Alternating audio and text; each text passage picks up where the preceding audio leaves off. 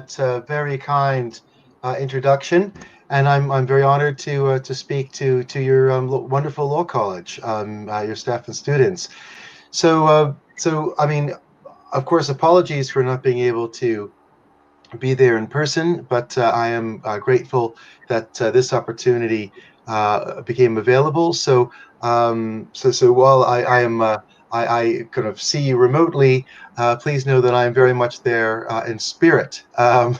So what I'd like to do is get on to a topic that has been of great interest to me, especially now thinking about several things in a pandemic. I mean, thinking about the place of a law school in the kind of global competitive nature that we're in, thinking about the different types of models that different law schools have had, and and kind of what's the right way to kind of carve out a path for success. What's the best path to success?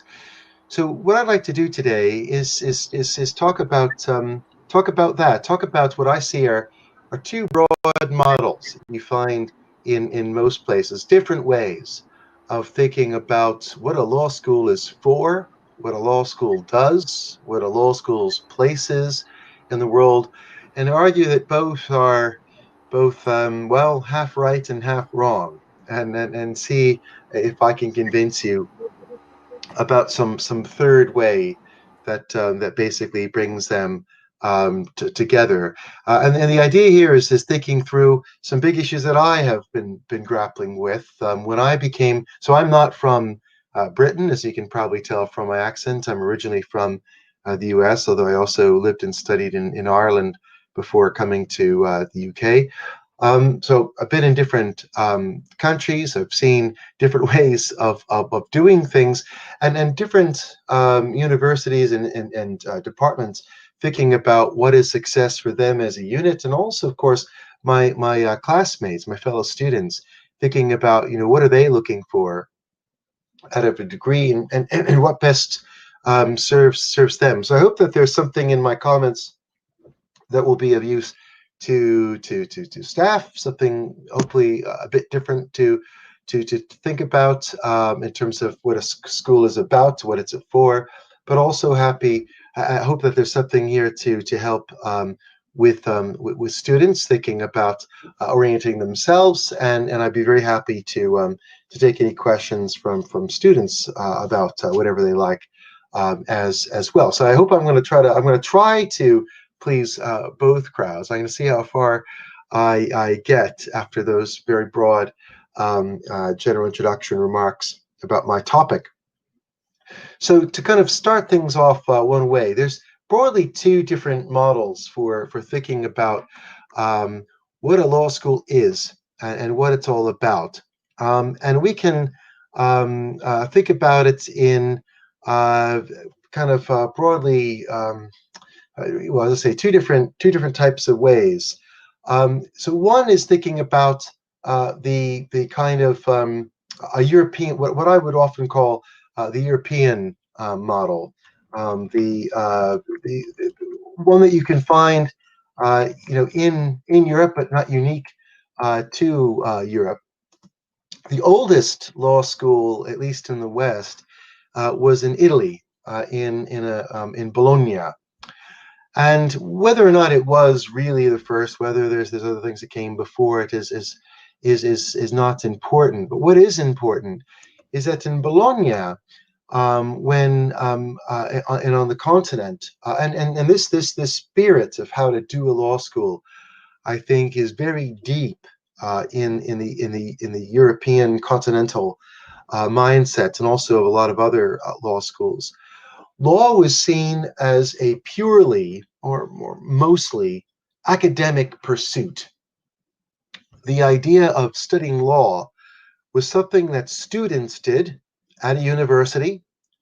The strategy of the institution was to attract students and to award them degrees. And this was an academic pursuit of higher learning. And the study and the management of law was structurally and substantively like any other academic subject. So at Bologna, as kind of an old example, but there are a great many others that have come afterwards. What a law school was about was just simply like, well, what's a philosophy department about? What's a history department about? What broadly are chemistry departments about, or other types of things on this model? It was just designed for higher learning. So to kind of have a kind of very scholarly approach to thinking about the law, the continental approach has that kind of scholastic element to it that you do not see to the same degree in common law.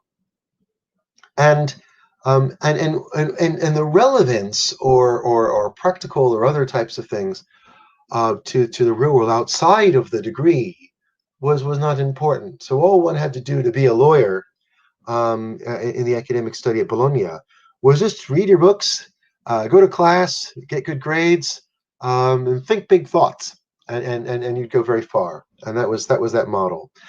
Again, whether or not Bologna was first is immaterial. You see a great many law schools thinking about themselves. Of course, law schools are, they are academic departments. Law schools are typically in some kind of wider context in many cases, in some type of wider institution. And whether or not they are awarding degrees. Students get a degree in law as an academic matter, like students studying philosophy, history, chemistry, something else, theology, would get degrees in those subjects. And so again, to do well, and with the bar for success was one that was set purely by the academics, the professors, and the wider institution as to what looked like success for them. And you might say this is very much a kind of working in an ivory tower, working in a maybe even a bubble away from society, thinking about how what a law school is. So I call that a European continental model, the Bologna model. That's one way of thinking about law schools. And I have to say, that's also one that's very popular with an awful lot of people I know who think, well, I don't want other folks telling us how to run a law school or what a good law degree looks like. We teach the law degree. We know what law degrees should look like. We know these things best, and we don't need outside thoughts on this. So there are some kind of ancient roots to this, and I'm sure it's cross-cultural as well. A second model for thinking about things, I will admit I don't want to say any bias, but maybe there's a little in the example I'm going to give. I'm not going to say it's perfect, but I'm going to call it the Litchfield example. And so in Bologna Law School, that's buildings and institution that you can visit. So if you want to go to the home of the first model, you can go there. You can drink the water. You can eat the food. You can take photographs. For the second model, what I call the Litchfield example, you can go check Litchfield Law School out, the building, but probably none of you have heard of Litchfield Law School. I know none of you studied there because Litchfield Law School closed a long time ago. It's a museum now. The Litchfield Law School is in my home state of Connecticut. That doesn't make it good. What makes it interesting is that it was the first law school in the United States. And it had a very different model for thinking about what a law school is about and what students should get from their training. So here, Litchfield Law School was started in Connecticut, about an hour or so from where Yale is now, but was teaching law before Yale was. And it was a very different type of place. So whereas in Bologna, you had academics with higher degrees who might have worked most of or all their time in schools in higher learning. In Litchfield, the idea was very different. And the idea was that law school was not a place to get degrees like in other subjects. It was not to be run like other subjects. It was where a student went to practice, to become a practicing lawyer. And essential importance was on the practitioner, and of course of learning a local legal system. It's something that's kind of erupted from this. So the first model you might say is a kind of a more scholarly thing from continental Europe, but this other thing from, we might call it a more U.S. model or more common law thing, is not a scholarly pursuit. It is a practitioner model. And there's a couple things that I think are interesting when you think about this. I mean, originally at Litchfield, it was set up by a very experienced lawyer who decided that he would basically stop practicing and teach out of, I think, what was the lounge of his home. Was the first lecture room. He taught himself. The law school was him. He taught all the subjects using Blackstone's Commentaries on Laws of England. Of course, a bit odd to talk about the laws of England in the new country at the time of the United States, which was coming up with a very different common law system. But people went to law school at Litchfield, and then pretty much afterwards, for most American law schools, people already have a degree. It's really was kind of an apprentice program to train people about what rules they needed to know on the outside, how to run the business of being a lawyer, and practical skills. Now, some of you, some of the academics on the audience might think, well, this is a bit odd, thinking that Litchfield was the first year, because of course in the common law jurisdiction, Oxford has had a law school for several hundred years, and that came well before Litchfield and the founding of the U.S. But interestingly, at Oxford, the original law degree that they taught in England was not a common law degree. So even though common law was the law of England, the original degree at Oxford was in the Roman civil law, which you found on the continent. So the older law schools of more than 200-300 years ago typically were continental in origin and in design, kind of influenced by kind of a Roman legal thinking, and a more academic versus apprenticeship kind of model, where you studied for your degree, and a degree is what was the outcome. Whereas in the Litchfield model, and for those who followed it afterwards, even if they didn't know they were following this particular law school, it's on its head. The object here wasn't so much to get any higher degrees or certifications or something like this. It was basically an apprenticeship to help you become a practicing lawyer, to learn about your local legal system. And you see a lot of that influence today. So today, in the offspring of this model, you often see upper level electives as clinical legal education, giving you kind of practical hands-on experience of thinking about cases with trained, qualified lawyers. Surely there's much academic merit to it, but not in a scholarly way, thinking in terms of solving practical problems, so that after you take that clinical legal education, you can then go into practice and you have some experience of what life is like on the ground. That comes from that original model. That Litchfield Law School, you don't see it anymore. It's now just a museum, but it originally taught two American vice presidents when it was in the brief time that it was running. And so since then, I think you see a lot of influence of these two different ways of thinking about how to do a school. So let's not use the geographical terms anymore. Let's talk about, and we'll call the first an academic model, and we'll call the second more an apprenticeship model. So on the academic model that I talked about first, one of the pros of it is that, of course, we are academics. And of course, we do value the deeper academic study of law. That has a value. That is important to get behind the insights that kind of activity brings. Close academic study tells us, helps us understand not just kind of what the law is, but gives some insight into what are the kind of theoretical gaps and otherwise of what we are doing that has an importance. That's not just purely for scholarly activity.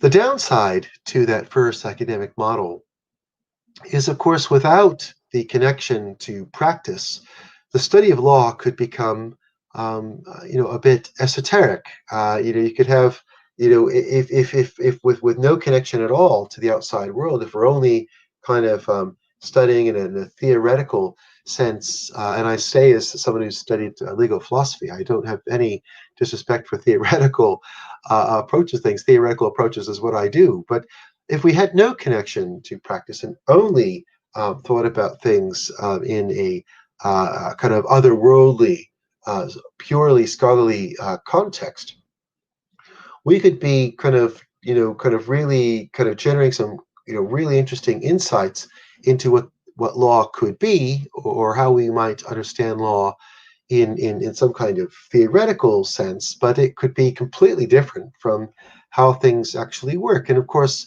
the study of law is not just a study of what might be and what rules could become, but law is about our institutions that are here and now.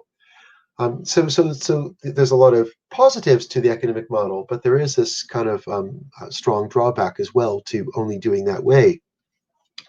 On the other side, the apprenticeship model, the pro is that, well, law is about institutions, it is about practice, and its study must have a very deep understanding of it. So to kind of think about law as kind of purely about giving students a strong background to practice and practice only, well, that's of course has a strong value, because it is a practical science of something practical, a practical science. On the other hand, the big drawback from that is law is also constantly in evolution. So if we kind of go headfirst into what people are doing here and now, that can allow us to overlook, even forget how law came to be, and where things might go in future. We'll become too stuck into where we are, and merely develop a knowledge of what the practice is, and not how the practice should be, or how the practice was. So both these models have something positive to say about them, but also both have drawbacks. And my third model, if I can call it one, is to say that really we shouldn't be thinking about one or the other. We should be thinking about bringing things together that matter of both. I'm going to add a spin to this, that I'm going to add a dimension I haven't discussed yet in a second. But of course, on the one hand, there is, they both kind of both models focus on, I think, essential truths, both the importance of the academic mission that we have, and what that yields. There is something hugely important about the academic study that is of immense value, but likewise the importance of connection to practice. And to think that, well, neither best opens doors and opportunities for our students alone. So if our students have a kind of a knowledge about practice here and now in their locality, but not much more theoretical grounding, not much about how that's evolved to where it's going to, how it is today, and where we might go tomorrow. Well, the law is constantly changing, so they lack that kind of ability to notice the gaps, to notice where the strengths and weaknesses of different areas of law that an academic study can give, as well as a practical study can give, these two dimensions. Then that will help hamstring our students. They need to know a bit both about how law is practiced. That is a hugely important thing, I think, but also that academic side. Let me say something about how they come together real quick, and then give some final thoughts. So one of the things I think that is that's been really interesting to me in being dean of a law school is I went out to speak to law schools, to law firms and barrister chambers, and not just talk to to law schools. One thing that can be very common for my fellow colleagues going to academic conferences as academics is to stay within the confine of an academic setting. And of course, that's hugely important for reputational reasons to, there's lots of benefits of that academic study. But there's also huge benefits in connecting more to the world of practice. And it's more than just a matter of sharing with practice, your general experiences. But it is at least two different things, I think. One of the things it does, of course, is helps develop an important dialogue that I think we ought to have between law schools and law firms. They are different things. I think we should respect that they are different things. We should not try to replicate one. We shouldn't, and I think that law schools are things in their own right.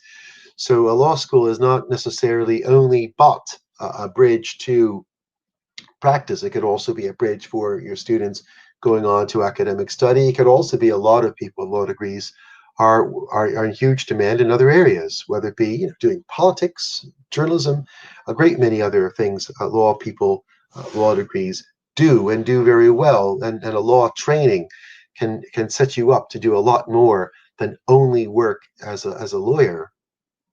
So we should not see ourselves as only a bridge to law firms. But having the connection is hugely important to dispel myths about that law firms might have about what your law school is doing or any other law school is doing. When I was seeing law firms, they were surprised to hear that my law school, for its history, since we've been around since the 1960s, we've always done tutorials like Oxford in Cambridge, and they were surprised to hear that we still did. They thought, well, everyone in Britain now does seminars and kind of wider group stuff, and only Oxford and Cambridge do small group tutorials of a handful of students with a staff member. Oh no, we've never left that model. We've been doing. We're the only other law school that does it. We're the only other. It's only Oxford, Durham, and Cambridge in the UK. We're the only three that in England that have colleges and the tutorial system. So we're it. And so that was kind of correcting myths was hugely important on my side as a dean, kind of helping sell my students to them, and that was also really useful and helpful. But was also hugely helpful was understanding some of the challenges and some of the issues that are going out in practice. So one of the things that I discovered in speaking to law firms, I was going every other week to speak to, spending a day or two to full days speaking to people and from the very top firms about what they were doing, how they were doing it, what I could do to make them hire more of our students. And I discovered that they, of course, were doing things that universities were not doing in the same way. So law and technology is very firmly the future in any country, in any jurisdiction. From, this is going to include North Korea. It's going to include everybody, Eritrea. Everyone's going to be included in this revolution. Some more quickly and more thoroughly than others up front, but it's going to eventually impact on us all. And I think the pandemic is probably making it go a bit quicker. Doing courtroom activity via links and so on. Once upon a time, digital courts were seen as very radical and a step too far, and now seen as probably moving in this kind of direction might be necessary just to keep the system moving, given that it's been so difficult to convene courts. I think everywhere during the pandemic, and so artificial intelligence as well with that in law.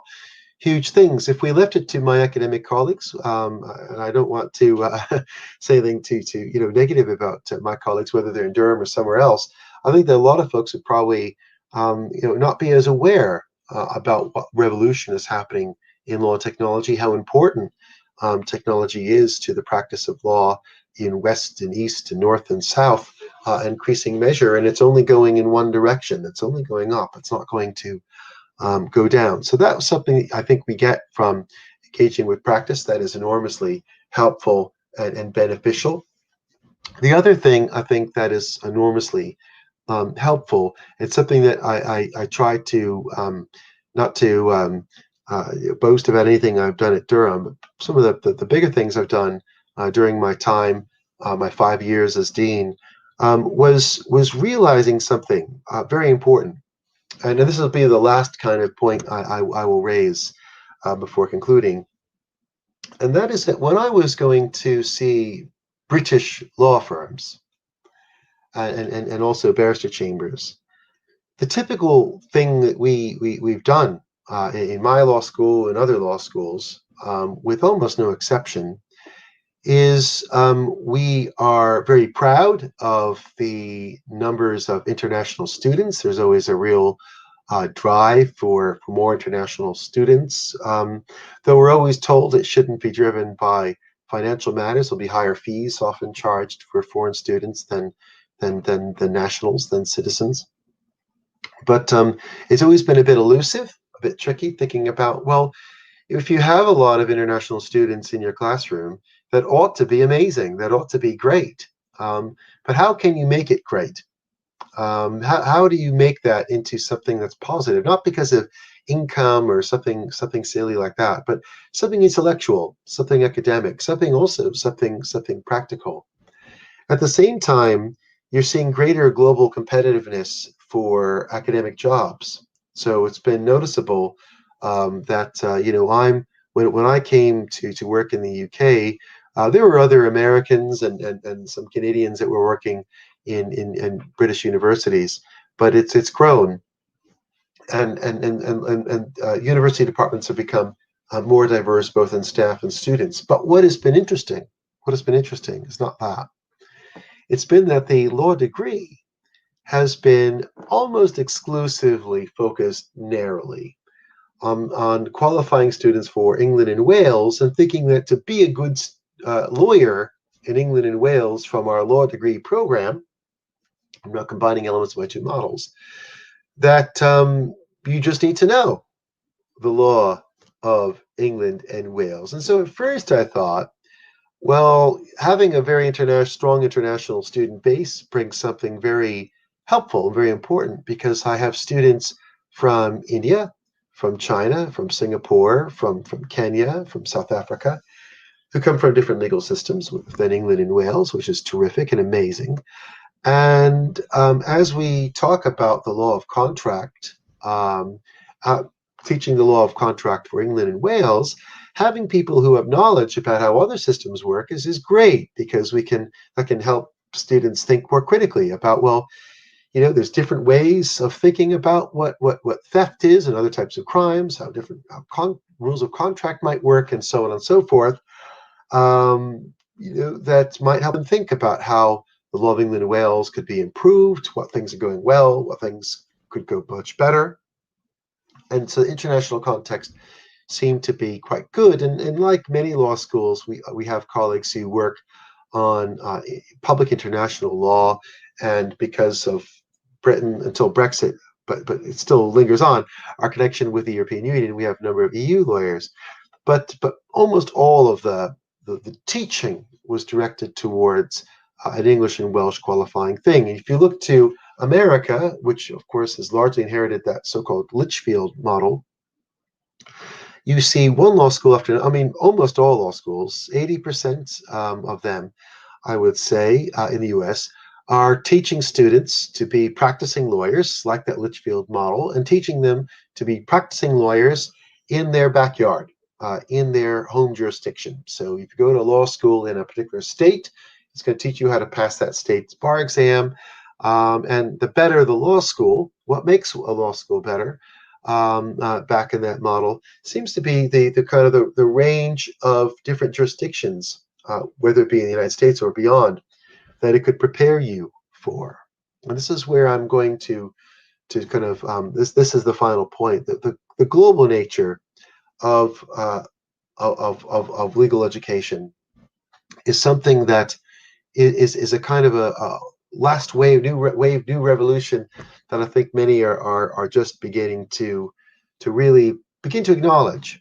So while we've all been very interested in having international staff as a, showing, kind of, there are the high international standards that our programs have, that we can attract people from all over the world, both to study and to teach, which is terrific. And also, I think that international insight, both of staff, of students, into how we do things here and now, I think is a very useful part for both thinking about both the practical element, which is hugely important, but also the academic study element. But this last kind of revolution, if you will, I think that we will have to see is that that law firms, wherever they are, and I've spoken to several other law schools in India over the last few months. I know this is true where you are too. That to be a good lawyer in just about any country, sure, you need to know about the law of that country. You need to know about the be qualified in the area that you're in. That's important. That hasn't changed. But what has changed is that the nature of the disputes, excuse me, used to be one where you could only know that, and that would be all right, and you'd be okay, and you could be successful. And that is increasingly not the case anymore.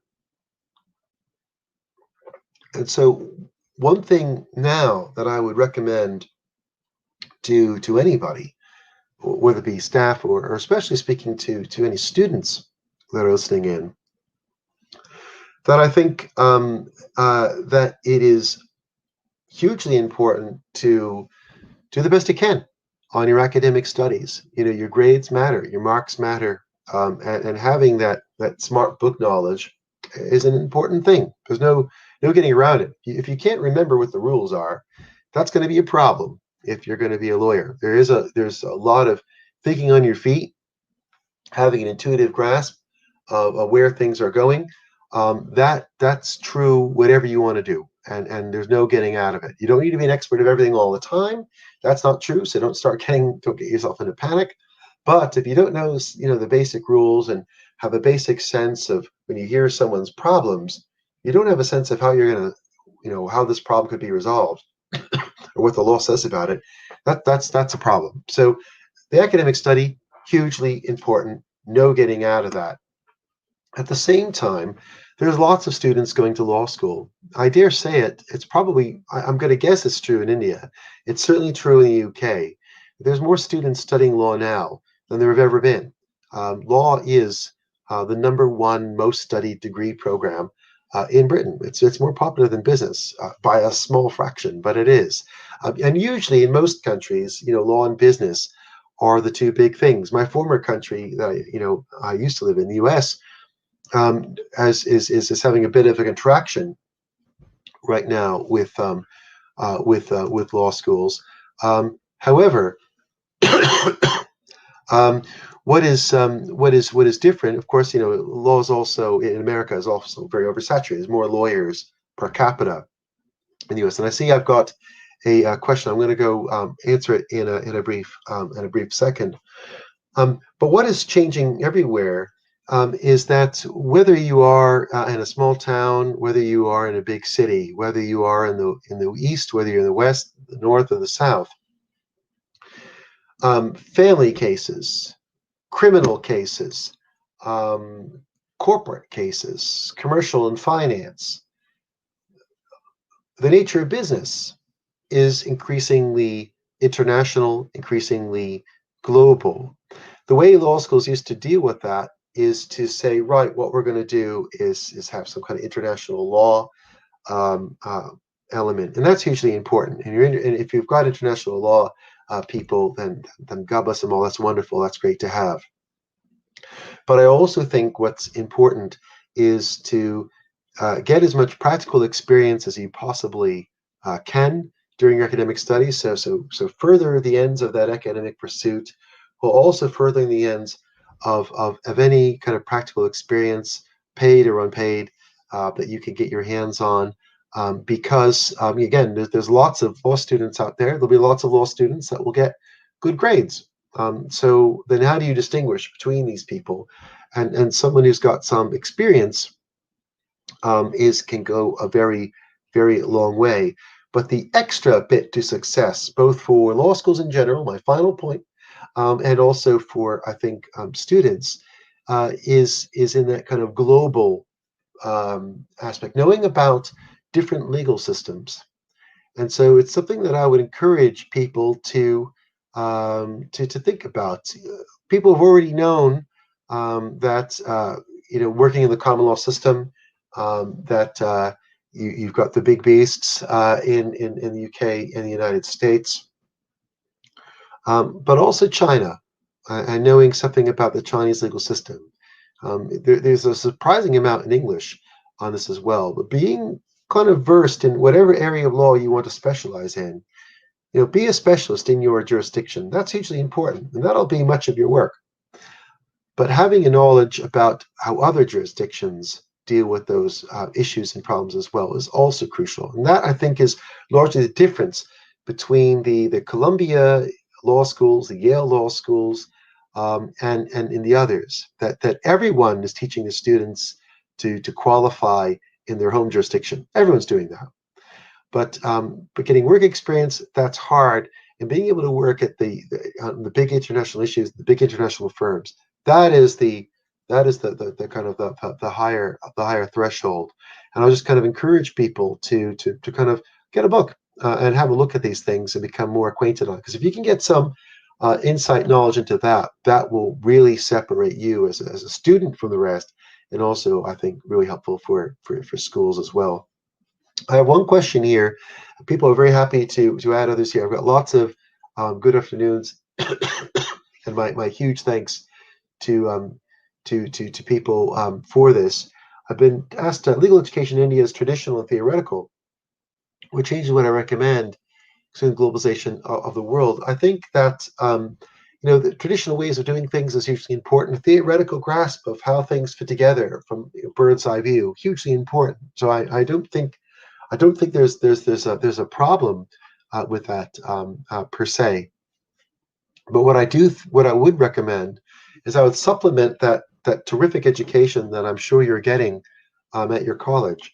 I would supplement it by contacting local law firms or local solicitors or whatever you've got by where you live, by where your college is.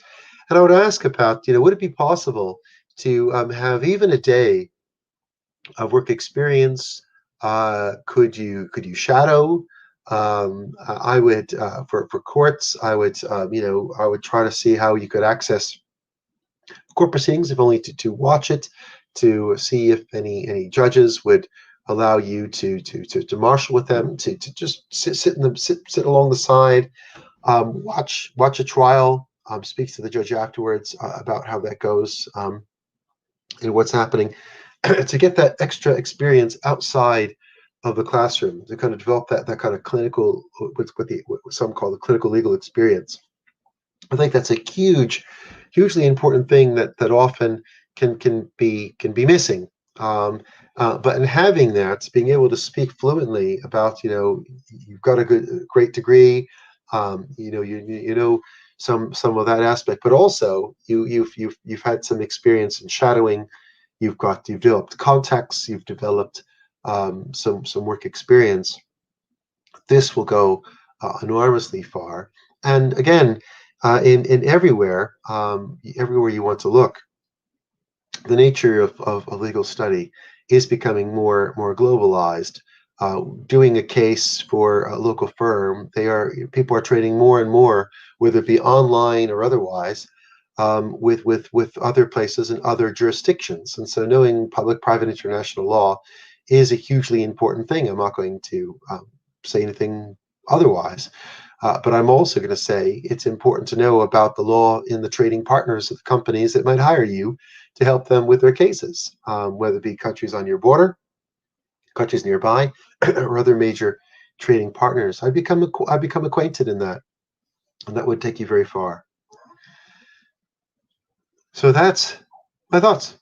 I hope there's something in that of use. So I said I'd speak about 2 models of law school, why success is in a third way. So I've given those 2 models, and I've tried to offer you the third way. So I hope you enjoyed it. And if you have any other questions, I'd be happy to answer them. Thank you. Uh, Thank you so much, sir. This is the question from Professor Binod Das. He wants to know that legal education in India is traditional and theoretical. So, what changes you will recommend in legal education and legal services considering the globalization of the world, sir, in your views? Thank you. So again, I think that um, I'm sure this is right. I have no reason to doubt what I'm being told. That's fine. Again, a traditional theoretical education is an important thing. I don't doubt. Often, I think the world works the way it does because there's something to it. And having a theoretical grasp of how contract law fits together in India, criminal law, other things in Gujarat, elsewhere, is a hugely important thing. I respect that. That's fine. That's good. Have that. Get that. So I'm not going to I'm on side. So my fellow academic colleagues should feel very comfortable as I speak right now. At the same time, what change I'd probably recommend is, it's not for me to be telling law school what changes to do, and I'm not going to do that. But I would ask students it's not enough to just have a good degree anymore. Um, there'll be lots of people going to great law schools and getting good grades. A lot of people working very hard. One thing I think is true, it's definitely true in the United Kingdom, anecdotally, and it's probably true elsewhere, that the students who have the best grades in secondary school prior to university typically seem to go into law, medicine, engineering. So when I talk to my fellow colleagues at law schools in other places in the UK, one of the things we all have in common is whatever your university's toughest standards are for getting into the university or college, the law school will have it. So the law school at Durham, Oxford, Cambridge, so on, they will be the most difficult departments to get into, and even more so than the others. I'm not going to name the other departments. I'm not going to not going to put anybody down, but that will be the case, and it's because of the huge demand to do law. Law is a hugely popular degree. So to distinguish yourself as a student, and I'll speak about this good investment, to distinguish yourself, I think then getting some work experience somehow, some way, is hugely important. And I would not rely on whatever is available through your institution, though I'm sure there's lots of great things that are available. I would supplement that theoretical knowledge by some practical work experience, and I would encourage any law school, including my own. I'm still fighting my own to do this. I'm the dean. To develop more clinical legal education, I think, is important. At the same time, I also think important knowledge of other global legal systems. So I'm in Britain. I run an English law school. We teach about law of England and Wales. Of course, we do. We also have those trained in Scots law. We teach about Scotland, which is a different system than England and Wales. Very weird, but very true. We teach the US. We also teach China. And we're looking to branch into other systems as well, because that's the nature of global work in the City of London. The City of London is not only trading with itself, it's trading with the world. And so our law students who want to work at the top law firms need to have an awareness, some knowledge about those other systems. Is law school a good investment? Of course it is. Of course it is. And I would say that, and I hope my colleagues are happy I'm saying that. It's a terrific investment. And I think that it's because there are so many opportunities. Because in doing a law degree, there is, of course, a huge demand on lawyers. And I think that as the world becomes more globalized, and as we do more things online, I think that the need for lawyers is not going to go down. If anything, especially in areas like intellectual property law and in commercial law, I think those two in particular have law and technology in general have a very, very bright future indeed ahead, whether it's in India, whether it's in somewhere else. I don't do intellectual property law, so I'm not selling my own subject. I don't want to be accused of anything. I'm trying to call it like it is. I'm not trying to take sides and show any bias to areas of law I like or find more interesting. I think, but intellectual property selling, when you sell things across borders, that's going to, that's become huge under the pandemic, and it's going to increase. But I think a law degree is huge because law degrees not only help you to go into legal practice, and that is an area that is growing, maybe not growing as big as the number of people who want to be a lawyer, but the legal practice is growing still everywhere. At the same time, I think a law degree helps prepare you terrifically to do lots of other things, to work in many other fields. I mentioned working in politics, working in journalism is two things that a lot of lawyers go in, but there's a number of other fields that I think that law opens up much better than I think other degrees. So I can say more, but I'll stop there. How did English common law influence the development of Indian legal system? Well, I'm not knowledgeable in the Indian legal system. I'm going to, let your staff members handle that. I don't talk about things I don't know. I'm not going to walk into a mistake. I'm sure it's somewhere in the background, much as it's in the background in the United States. The United States was a colony too. We also had a revolution. We also had an Independence Day, and I still celebrate American Independence Day, even though I live in the UK. So I can talk about colonialism because I'm from a colony. So I'm sure there's an influence in terms of a colonial past that my old country inherited, that I'm sure was inherited in India. But I that's just a guess. I don't know. I leave that to the folks in India to say that. I've been asked about throwing some light on paralegal practice, and then views on brain draining. Great questions. On paralegals, I think that's also hugely important. Being some people think that being a solicitor or a barrister in the system is somehow better than being paralegal. Why is it better? Is it better because one's paid more than the other, or you can get a higher average salary, or there's a better social? I don't know what makes it better. I think what's important is what works for you. Paralegal work is hugely important work. I think a law degree, more than qualifies you. It should more than qualify you for doing that work. And a lot of people have a law degree and from great law schools, and spend their careers being paralegals and love it, and love that interaction with clients that they find different, they find rewarding, uses their brain, but maybe not quite as stressful as having to then go in court and advocate on behalf of clients. That's not for everybody. So I think that the paralegal practice is something that, to be fair, is something I haven't looked at as much as I should have. I've spent most of my time talking to law firms and barrister chambers about solicitors and barristers here in the UK and also in the United States, because that's where most of my students go. But I have spoken to paralegals, and I think that that's something that I very much think you should think about, before you rule it out. I would definitely do that. You've got a lot of options with law degree. I think you keep your options open and be open-minded about it.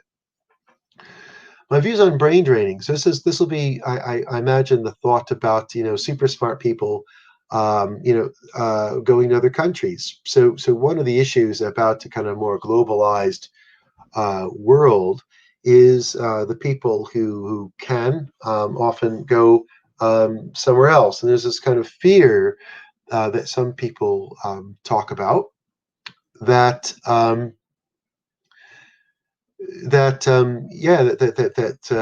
people of means and ability will leave the country.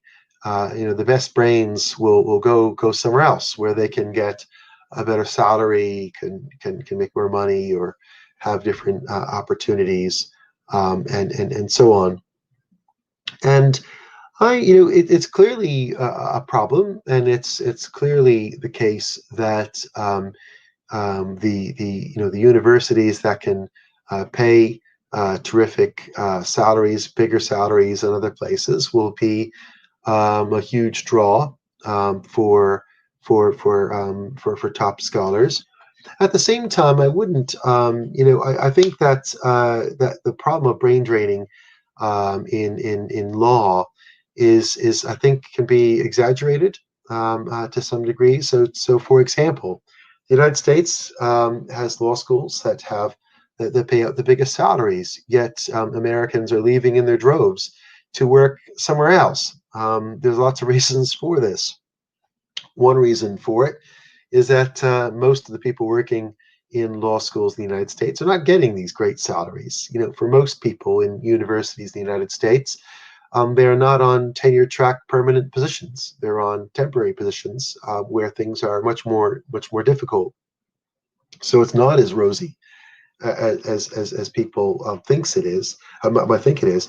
And also, university education has expanded enormously in the U.S. and it's been, I think, broadly a very good thing. At the same time, you're seeing expansion of higher education to a much greater rate um, somewhere else in other countries.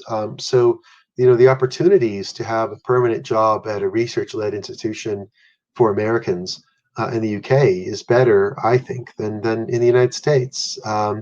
And so, you're getting interesting kind of, people often talk about the brain drain to, particular countries, particular Western countries, particularly the United States, as a big draw of immigrants. At the same time, a lot of people are actually leaving higher education in the United States, which is very interesting. We're also seeing one of the biggest moves of international students is actually on the LLM front. So people doing the 1 year master's front. That's huge. They're typically almost entirely international for a lot of the law schools that I know about. What's interesting about that, you might think, well, might be another element of brain drain. People going to the United States, people going to the United Kingdom, people going to France, Netherlands. But what's interesting is, of course, the LLM doesn't qualify you to practice anywhere by itself.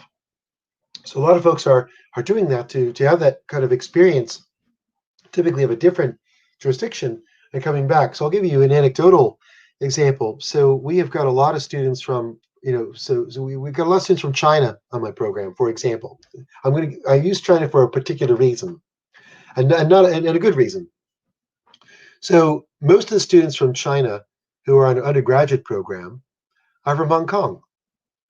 Most of the students from China on our LLM program are from mainland China. And the reason is it should be obvious. The students from Hong Kong deal in a common law jurisdiction with a kind of a UK colonial maybe history to it. So when they do their UK degree, they can go back to Hong Kong, and they can take their exams and then qualify and practice in Hong Kong. That makes sense for them. But doesn't make as much sense for the Hong Kong students to do their LLM, because they already know what a common law jurisdiction is like, whether they're studying in Hong Kong or they're studying in India or studying somewhere else in the UK or the United States. Whereas mainland China is a kind of a continental like civil law jurisdiction. It's not common law. And so for them coming to the UK to do an LLM makes more sense because they want to practice in mainland China. So they do the civil law jurisdiction thing in China. Maybe they do something in Germany. I know because there's a history between German legal system and the Chinese legal system. But then maybe do their graduate LLM in a common law in India or in the UK. So they have that experience of what a common law thing is like to help them do practice back in mainland China. So the brain drain there, that's there. But I think it's not as much as people might think, and I think it also has benefits. I think we ought to be a lot of folks coming back and forth right now, and actually doing things online like this is terrific because it allows people to not uproot and leave their countries, but to share knowledge across borders, which is what benefits me certainly, but benefits all of us. I'm going to go quickly to the other things with the permission here of Dr. Mehta. I've been asked here first about the views on the role of Legal Reforms Committee and commissions, and then I've got this wonderful question from Priyal Shah asking me about would I endorse the Socratic method. Yes. Yeah, yes, this is good stuff. So I'll do the Socratic method first. I think the Socratic method is, I think, particularly helpful for people who want to practice in a court. But I think, so the Socratic method, is one that kind of really came up through U.S. legal training and exported around the world. It's got nothing to do really with Socrates. Socrates asked a bunch of questions, and it was trying to kind of basically guide people in a certain way. And it's an interesting way of thinking about how you ask questions of witnesses. It's got lots of other practical things to it. I think it's good in general for thinking on your feet, and I think that's more important for those who want to do courtroom work rather than kind of the solicitor outside of courtroom work. But I think it's relevance for everybody, because I think in getting having that experience of a Socratic method and dealing with it in this way, the law kind of comes to life. It's not, you move away from, the answer is yes or no. I think because in law there will be an awful lot of yes and no kinds of things. I think without doubt. At the same time, law is also constantly evolving. There's lots of kind of issues at the edge, and also what used to be kind of everyone just knows you couldn't do that, or that was wrong, or things were okay. These kind of common standards of what's okay, what's not okay legally are changing all the time, often for the better, but changing all the time, and these boundaries are always being pushed. And so I think kind of constantly thinking for yourself on your feet about what the rules are, how these things apply, thinking about things at different angles is great for not just thinking about how you might cross-examine a witness, how you might handle things in court, how you might handle interventions in a moot experience, or handle things with a judge. I think if you don't want that, I think it's particularly good for that. But I think if you don't, and the American lawyer doesn't distinguish between barristers and solicitors, because they do both in that.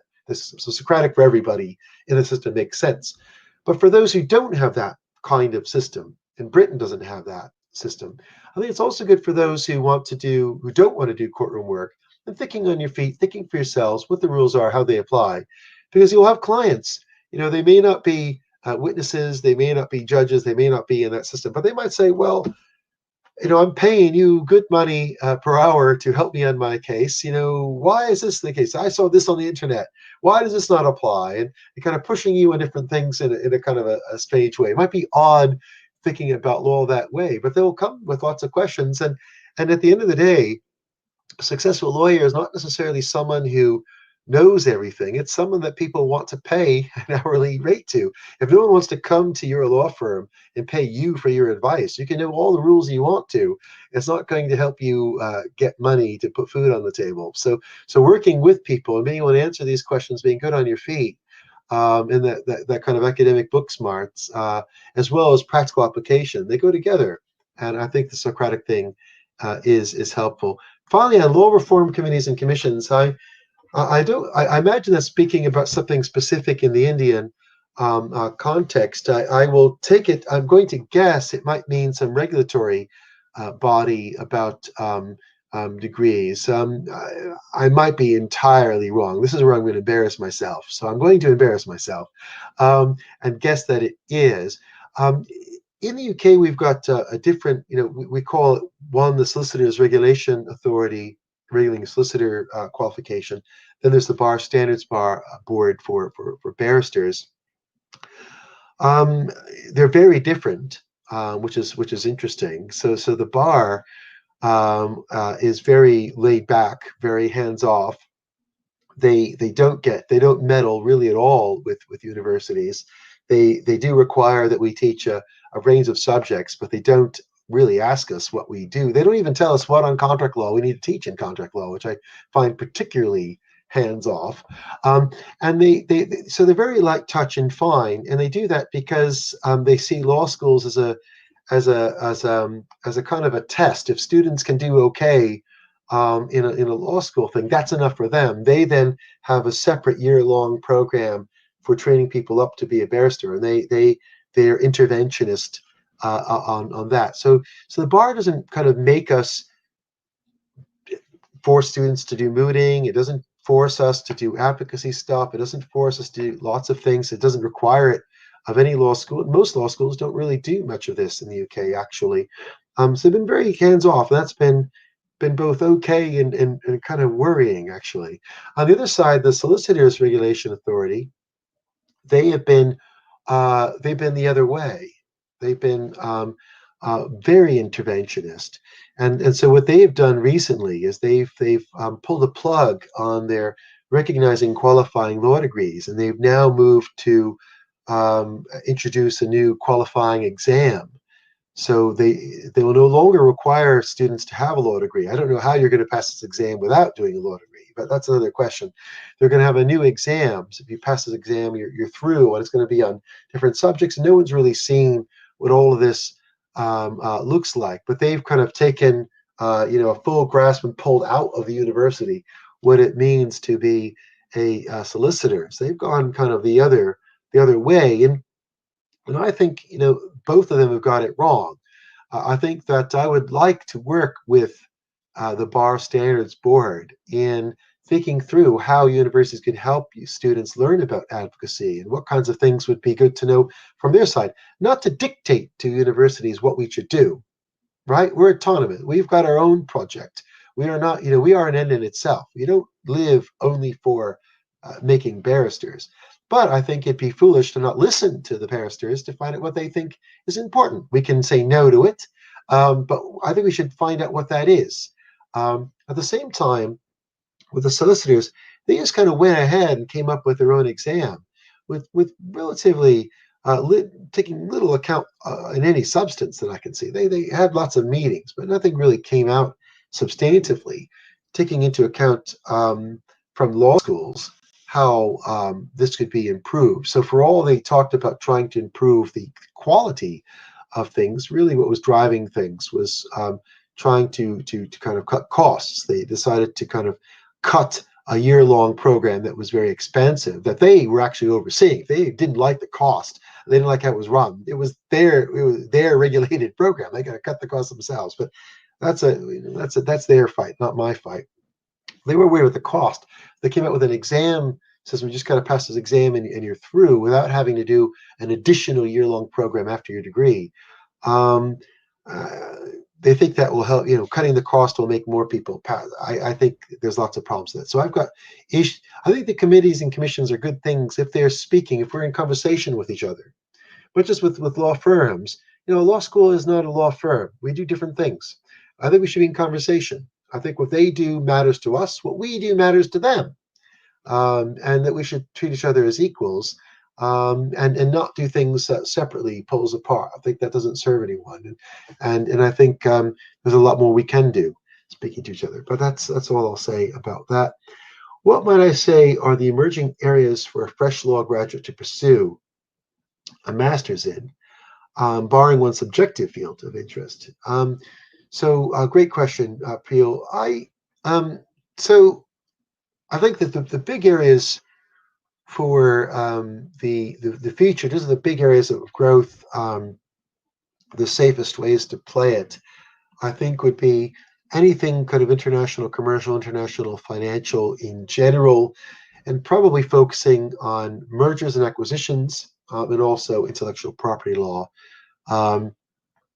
with a focus on technology somehow in the background if you can. I take the point that artificial intelligence, these things are all kind of new. Very few law schools kind of have stuff on this. It's not quite clear exactly how some of these things would even work, but technology and law is going to be a huge, huge, huge thing. Going to your phone, your app to kind of do your first bits as to whether, sorting out your traffic penalties and do you qualify for this? They had an app for European citizens in doing their paperwork to stay in Britain post Brexit. Setting up these kinds of apps and technology is a huge thing, and this is not just something for one part of the world or a handful of countries that can afford. It's going to be happening. North Korea is going to have this. This is going to go everywhere. No one's going to be untouched. Burundi is going to be doing technology and law. This is everywhere. This is not a matter of rich and poor, north and south, east, west, diagonal. Not everybody is in this. Some are just going to go more quickly than others into it. But so if you can kind of those areas, these are not areas of my subjective field of interest. I prefer everyone to do jurisprudence. I think jurisprudence is the most interesting. But you asked me a specific question. What would be the best thing for you? And that's my sense. If you work in international, commercial, financial, do IP merger acquisitions, you're going to go very far. There's just more opportunities there, more opportunities for training contracts, um, and so on. Thank you. Thank you so much, sir. Your words and your knowledge was truly music to our ears. We can say that you are a music lover, just in backdrop, different kinds of guitars I can see, sir. As you My, rightly I'll tell you very quickly, Dr. Maida, if I can. My very first supervisor as an undergraduate is today a professor of political science, Maya Chadha from Mumbai. Professor Chadha, before she was a professor, she was a dance student in Mumbai, and her teacher was Ravi Shankar. And when Ravi came to New York in 1969, my old supervisor played with Ravi at Woodstock on oh, stage, wow. playing the tempura. So I've got so when I come to your law school, I'll be looking to get sitar or something to kind of join my stringed instruments in the background. I have lots of stringed instruments, but I have a love of Indian music that goes back more than 2 decades. From her. So this is not just Western love. Oh, So that's wonderful thank to know, you. sir. That's wonderful to know. As you correctly said, that see that geographical pandemic for that just by seeing you sitting at your office, at your workplace, at your home, we could know about many things which were untold even in your CV, sir. So that was the most wonderful thing. And we just want to say that the concept and idea that you discussed today about the two models of law school, in which the first model focuses on the statutes and judicial rulings, and the second model focuses on the practices by which law is constructed and changed and applied. And over there, as if you allow me, I would like to quote Robert Frost over here, who wrote Yes. the beautiful poem, The Road Not Taken, in which he said that it is all about in the wood two diverged road opened, and that is what it made all the difference. That road was that the road that was chosen, that was less traveled by, and that road was, I think that is the third way of success, that is less traveled, and always one needs to walk on that, and whichever way is chosen, it depends on this third way that is less traveled, and by walking on that it can surely be achieved. Your thoughtfulness, your concern over the subject, I'm sure that all our viewers or students, they really gained a lot from you, sir. And we are so thankful that you answered all the questions with Mm. passions and with consideration. So we are so thankful to you for that.